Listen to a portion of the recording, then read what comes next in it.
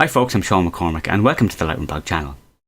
We're going to talk about using information in Lightroom to make better lens selections for your shoots.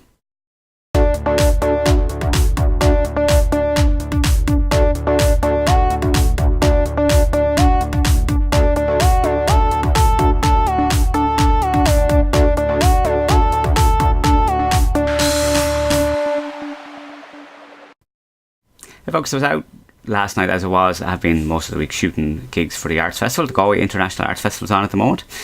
And so I've been carrying a bag full of lenses and honestly, I've been doing a lot of walking between events and stuff like that, and it's just been really tiring. So I actually want to try and cut down on the number of lenses I'm doing and bring a smaller bag. It also means that I can get places quicker as well because I'm not weighed down as much. So let's jump in and have a look.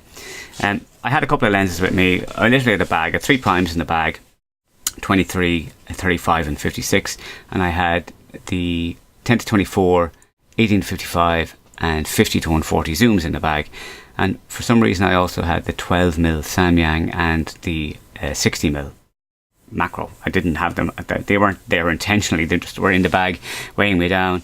I also had a V850 flash and trigger, which was also quite heavy with the battery and stuff like that, so quite a lot of weight on me, so I wanted to bring it down.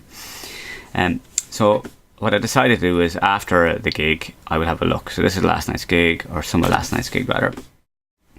So I'm going to turn on the filter bar with the / key. At least I'm going to try. Sorry, / key, what am I saying, / key. So to get to actual focal length, normally this says date and you just come to the list and you select focal length and you can see all the focal lengths from there. So we can see here that I did shoot a whole range from 10mm right up to 140mm. Now these were shot mostly between the 10-24 and the 50 to 140. Now the 50 to 140 is quite heavy. So we can see here that I did shoot at both ends of the 10 to 24. So 91 at the 10mm end and 44. But if we look at the 20mm, we see there's another 15. So between 17 and 24, I shot roughly 65 shots.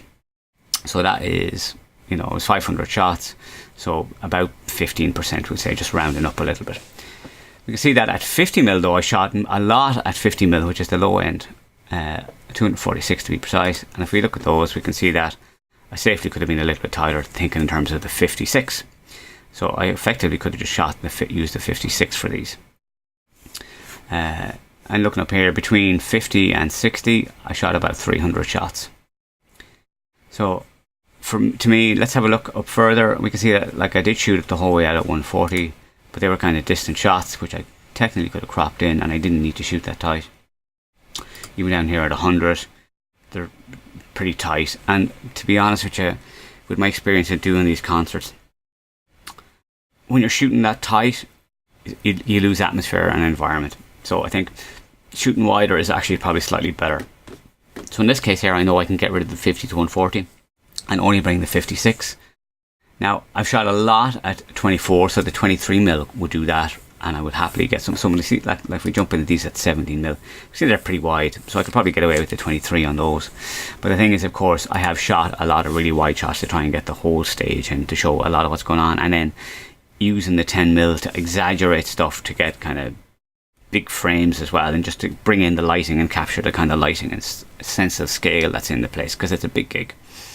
And so I know that I can't really get away without the 10 to 24 because I'm using both ends of that. If I had another super wide prime, I would prefer that because I kind of got more light. These are looking at these and you're saying, Sean, the art's a bit dark in these. I said, I know that it's because these lights in the back are blowing out, and if I was to expose for him, they would blow out too much. I would rather control that in post because these are raw files after all. And they were done as a multi-batch input from everything from yesterday, so I haven't renamed them yet, but I will rename them. So I can see that for these, the 10 to 24 and the 56 will probably do me for these gigs.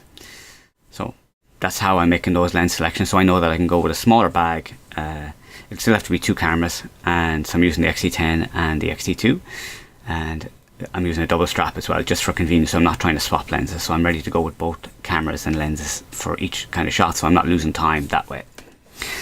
So folks, I hope you can see how you can use Lightroom to make lens choices for stuff that you're doing as well.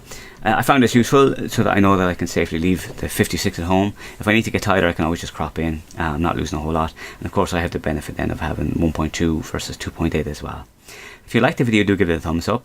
And folks, do subscribe if you haven't already. It helps encourage me to do videos for the channel, like these bonus videos. And of course hit the notification bell if you'd like to get notified. Thank you for taking time to watch this video, and I will see you in the next one.